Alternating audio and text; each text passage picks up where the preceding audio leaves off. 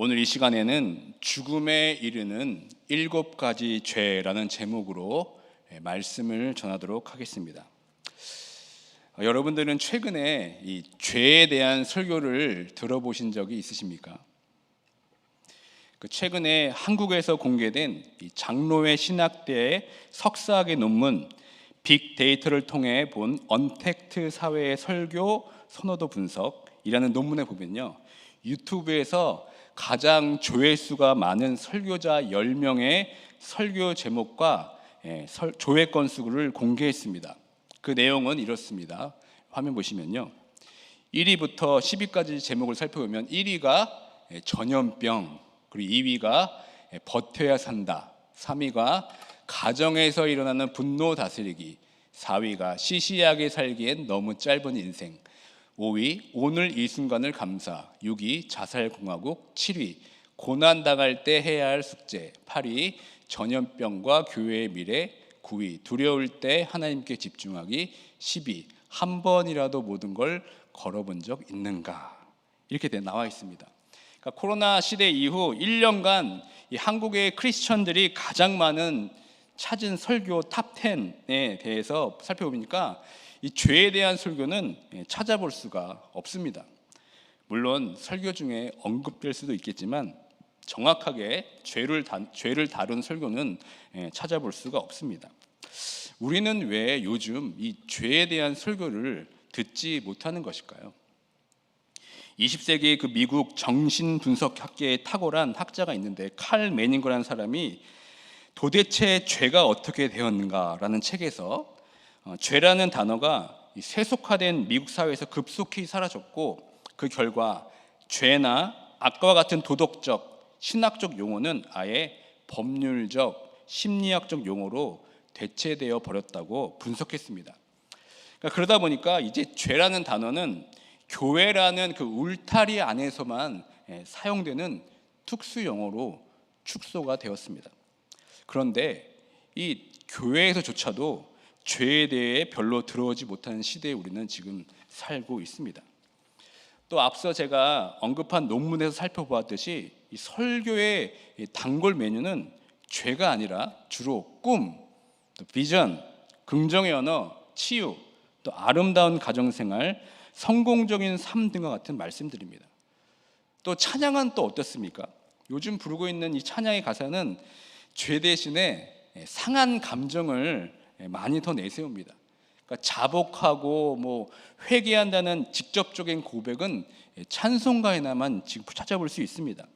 죄 대신에 자기 연민에 빠지거나 죄 대신에 실수 혹은 실패라고 표현하는 것을 즐겨할 뿐입니다. 또 대부분 교회가 내세우는 표를 보면 비전, 꿈, 어떤 확장 등을 목표로 하는 미션 선언문들을 어디에서나 쉽게 찾아볼 수 있지만, 어느 교회도 이 죄에 대한 분투와 같은 주제를 사명으로 삼고 있지는 않습니다.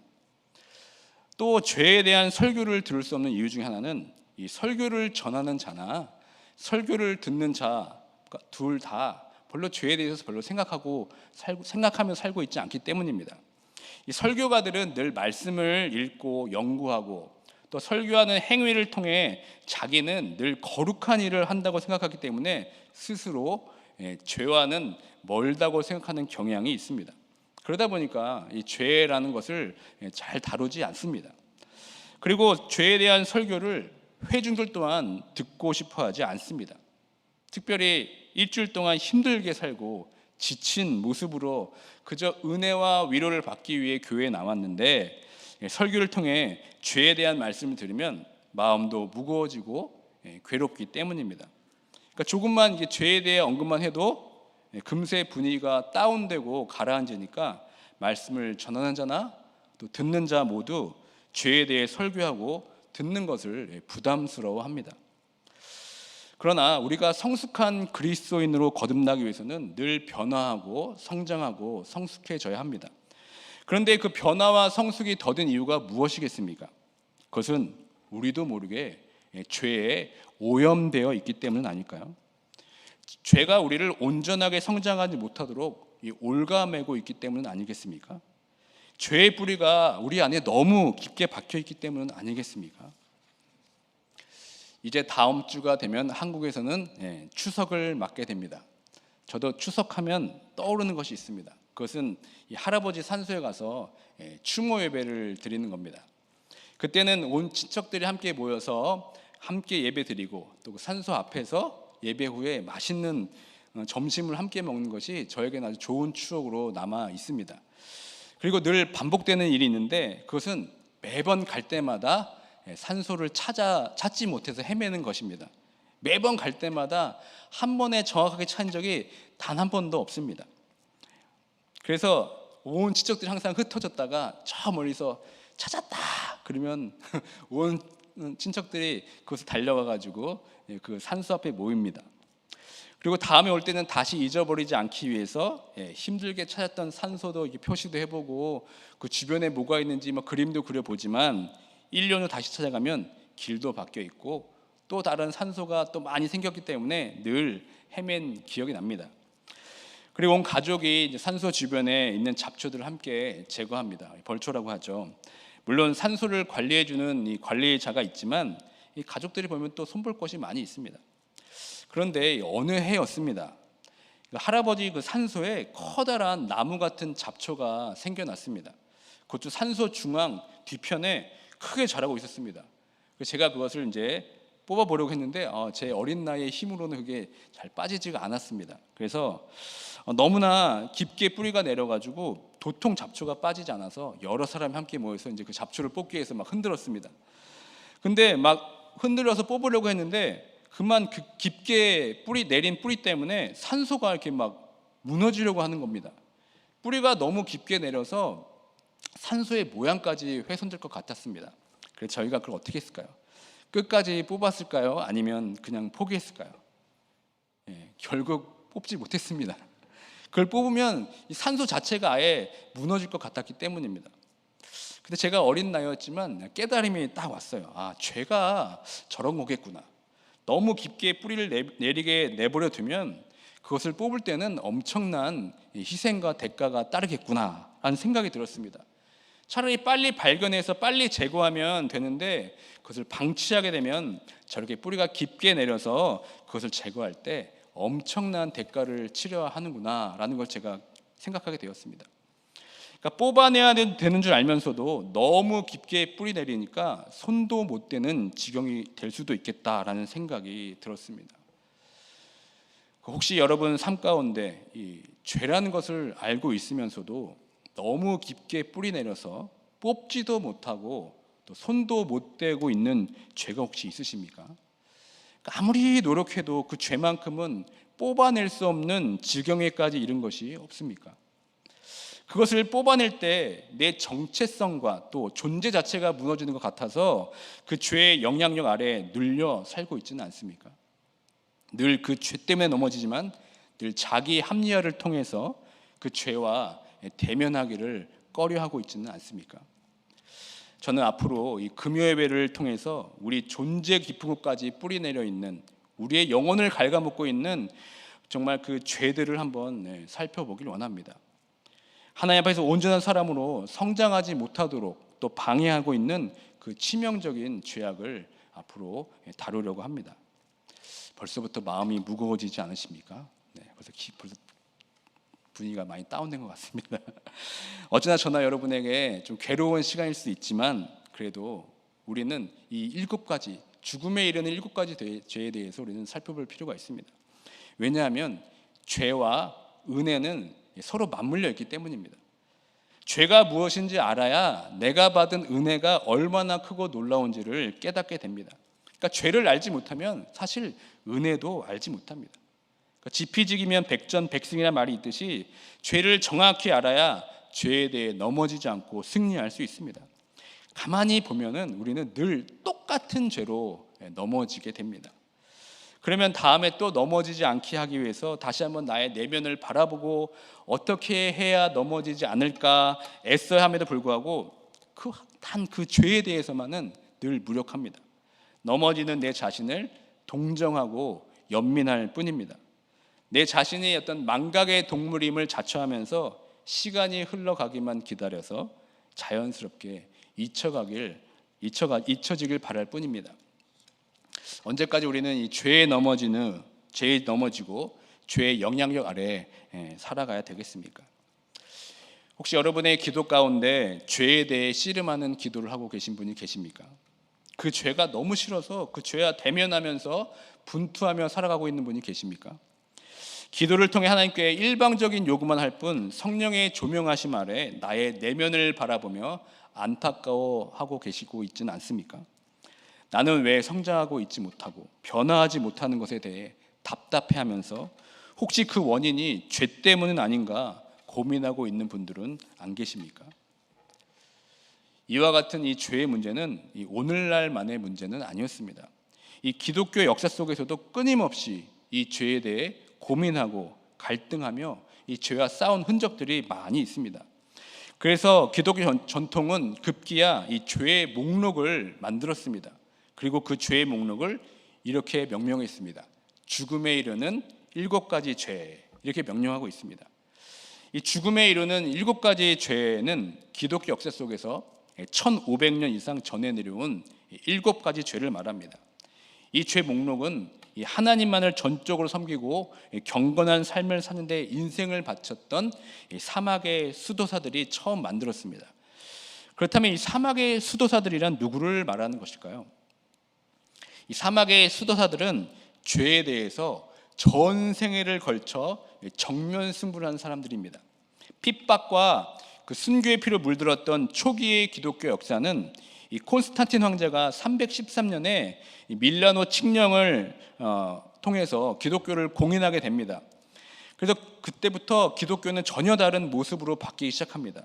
적은 무리에 불과했던 그리스도인의 수가 360년 경에는 한 40여 년 지나자마자 전체 로마 인구의 50%에 육박하게 됩니다.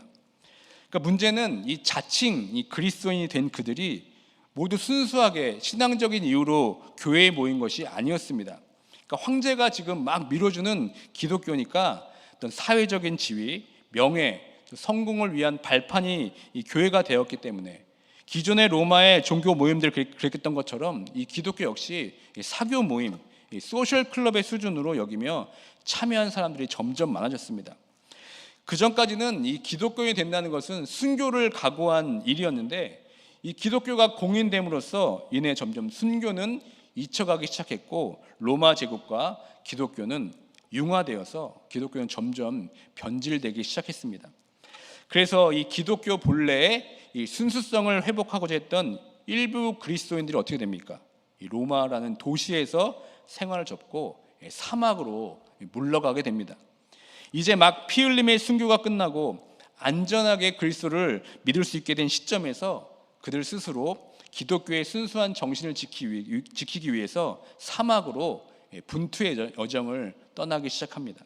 이들이 바로 이 사막의 수도사들입니다. 그리고 이 사막의 수도사들의 정신을 이어받아 생긴 것이 바로 우리가 잘 아는 수도원 운동입니다. 그렇다면 여러분, 이 사막의 수도사들이 만든 이 죽음에 이르는 7가지 죄의 목록이 무엇이겠습니까? 이 7가지 목록은 이 사막의 수도사들이 처음 만들어냈습니다. 그리고 6세기가 돼서 교황 그레고리우스가 수도원에서 일반 교회로 그 목록을 가져가서 가르치게 됩니다. 그리고 로마 카톨릭 교회에서는 1000년 이상 이 죽음에 이르는 7가지 죄를 신도들에게 가르쳤습니다. 그렇다면 이 죽음에 이르는 7가지 죄의 목록에는 무엇이 있겠습니까? 한번 여러분 한번 말씀해 보시기 바랍니다. 이 죄들은 이미 여러분들이 다 알고 있는 죄들입니다. 이미 여러분들의 삶을 한 번쯤은 지배했을 만한 목록입니다. 무엇이 죽음에 이르는 7가지 죄일까요? 우리 그림을 한번 보면서 한 목소리로 읽어보도록 하겠습니다. 시작. 교만, 시기, 분노, 나태, 탐욕, 탐식, 정욕. 이것이 바로 사막의 수도사들이 죄와 분투하며 만든 7가지 죄의 목록입니다.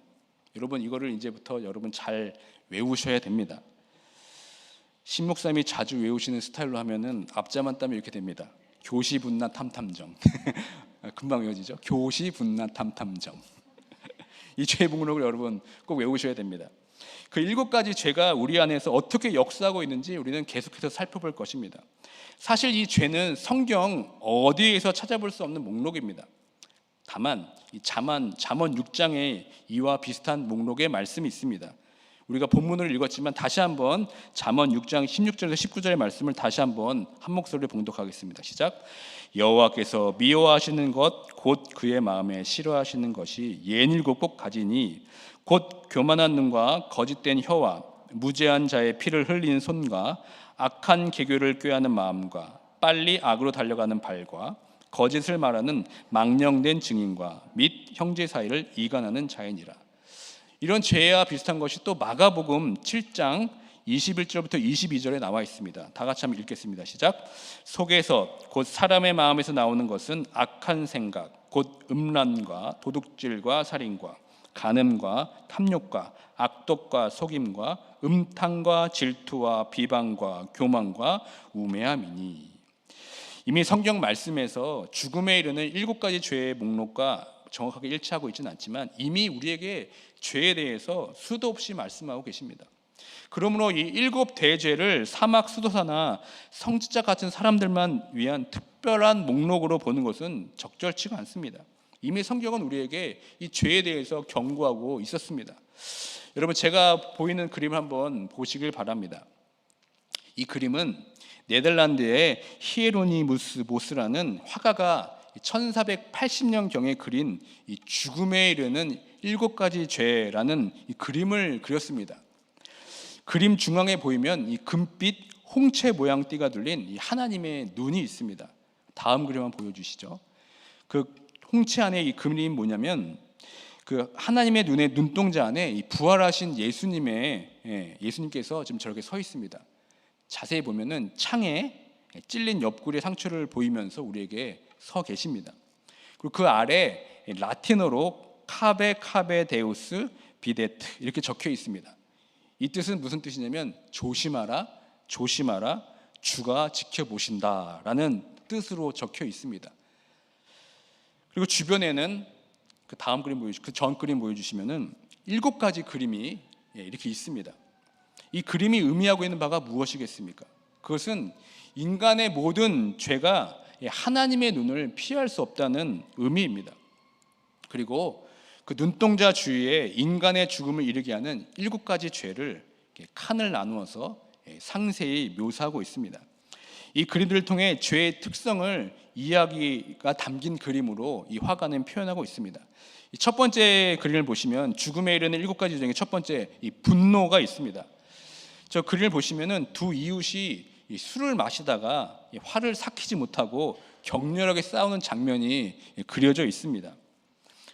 그 다음에 한 여인이 그것을 제지하면서 지금 말리고 있습니다. 그러니까 두 사람은 복수하고자 하는 욕망으로 서로 죽이려 칼을 휘두르며 난투를 벌이고 있습니다.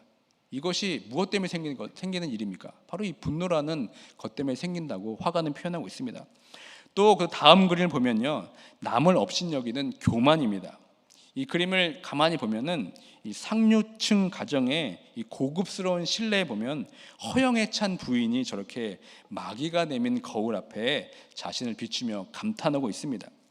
잘 보이지는 않지만 오른쪽 끝에 보면 조그만 모양의 고양이가 있는데요. 이 고양이는 중세에 마녀가 변신한 악마로 여겨진 고양이인데 방 밖에서 그녀를 이렇게 쳐다보고 있습니다. 그러면서 이 교만을 이렇게 표현했습니다. 또 그 다음 그림 보시면 정욕입니다.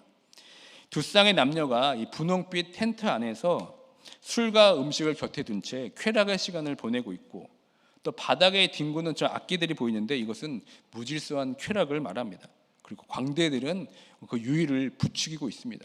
그러한 의미에서 이 정욕이란 그림을 그렸습니다. 그 다음은 무엇입니까? 나태입니다. 게으른 사람이 이 따뜻한 벽난로 앞에서 지금 꾸벅꾸벅 졸고 있습니다. 그리고 한 수녀가 그에게 다가가서 정해진 기도문으로 기도해야 할 때라는 것을 지금 상기시키고 있습니다. 그러나 그는 수녀가 온지도 모르고 지금 꿈속을 헤매고 있습니다. 남자 옆에서 따뜻한 벽난로 앞에서 같이 지금 강아지도 자고 있는 것이 보입니다. 이걸 통해서 이 나태라는 것을 이 화가는 표현하고 있습니다. 그리고 다음은 무엇입니까? 탐식입니다. 이 오른쪽에 보시면은 술주정뱅이가 고개를 확 젖히고 술을 병째로 지금 들여 마시고 있습니다. 식탁 앞에는 뚱뚱한 남자가 곁에 어린 아들이 자기도 음식을 달라고 성화를 부리지만 아랑곳하지 않습니다. 그리고 커다란 칠면조이를 먹으면서 자신의 배만 채우고 있습니다. 또 옆에는 하녀가 또 다른 요리를 가지고 들여오고 있고, 또 그 그림 아래 중앙에 위치한 게 뭐냐면 군불에 소세지가 지금 굽고 있는 모습입니다. 그러니까 먹어도 끝이 없는 그 탐식을 지금 우리에게 보여주고 있습니다. 그리고 계속해서 탐욕입니다. 이 돈을 밝히는 부패한 판사가 있습니다. 어떤 소송건에서 소송을 제기한 사람의 눈을 마주보며 그의 말을 자세히 들어주는 척하지만 저 손을 보면은 뒤로 향해져 있습니다. 그러면서 뭘 봤습니까? 뇌물을 지금 챙기는 모습을 그려내고 있습니다. 그때 뒤에 있는 배심원들이 있는데 그것을 묵인하고 있습니다. 정말 지금도 지금 일어나는 일들, 이 탐욕에 대해서 화가는 그려내고 있습니다. 그리고 마지막은 시기입니다. 한 부부가 현관문에 서서 부자를 시기하는 눈으로 흘겨보고 있습니다. 부자의 손목에는 사냥용 매가 앉아 있고요. 그리고 곁에는 그의 종, 오른쪽에 보시면 종이 부자가 구입한 것들을 등에 얹고 운반하고 있습니다. 왼쪽에 보면 부부의 딸이 있는데 그 부부의 딸 앞에 한 남자가 서 있습니다. 그 남자와 지금 이야기하고 있지만 정작 그녀의 눈은 그 남자 허리춤에 있는 두둑한 돈주머니에 초점이 맞춰져 있습니다. 그리고 두 마리의 개가 있죠. 그 밑에 이제 뼈가 있는데 그 뼈다귀를 보면 짚고 있습니다. 네덜란드 속담에 한 개의 뼈다귀는 두 마리의 개가 나눌 수 없다, 이런 속담이 있는데 이 뜻은 다른 사람이 가진 것을 질투하면서 탐하는 인간의 죄를 의미하는 것을 그려내고 있습니다. 7가지 여러분 이 그림들을 보시면서 어떤 생각이 드십니까? 지금도 우리 일상생활에서 얼마든지 볼 수 있는 장면들입니다. 혹시 저 그림 속에 나의 모습은 혹시 없습니까? 그렇다면 왜 사막 교부들은 이 7가지라는 이 7의 숫자에 맞추려고 했을까요? 아마도 이 기독교 전통에서 이 7이 지닌 특별한 의미가 있기 때문입니다. 이 7이라는 숫자는 전체 혹은 완성을 의미하는 완전수의 성격을 가지고 있습니다. 그래서 7가지 죄를 이렇게 확정해서 정함으로 말미암아 7가지 죄가 죄 전체를 가리키고 모든 죄가 바로 이 7가지 죄에서 시작된다는 것을 말하고자 함입니다. 그리고 이 죄들이 이 7이라는 숫자에 맞추려는 또 하나의 이유는 어떤 목회적 이유로 이렇게 지었다고 합니다. 한 주일이 7일이기 때문에 기도 생활할 때 매일 한 가지씩 죄에 대해 기도할 수 있도록 7개로 만들었다는 설명도 있습니다. 그러므로 이 4세기 사막 수도사가 만들어 전해준 오래된 목록은 이 내면의 욕망과 그것을 부추기는 유혹에 맞서 싸우면서 하나님께 조금이라도 가까이 살고자 애쓰는 21세기 우리 오늘 현대 그리스도인들에게도 여전히 유효한 죄의 목록입니다. 이 죽음에 이르는 7가지 죄를 살펴보면서 더 이상 죄를 외면하지 말고 나의 깊은 내면에 자리 잡고 있는 죄들을 이제부터 하나하나 낱낱이 살펴보길 원합니다. 여러분, 죄를 깨닫고 절망하는 것은 소망을 꺾는 것이 아닙니다. 오히려 소망을 주는 출발점이 됩니다. 앞으로 이 죽음에 이르는 7가지 죄를 살펴보면서 우리 내면 깊숙이 자리 잡고 있는 이 죄들과 마주하기 원합니다. 그동안 외면하고 회피하였던, 나를 짓누르고 내 영혼 깊은 곳까지 잠식하고 있는 이 죄들을 끄집어내길 원합니다. 그래서 더 이상 이 죄로 인해서 우리가 무너지지 않길 원합니다.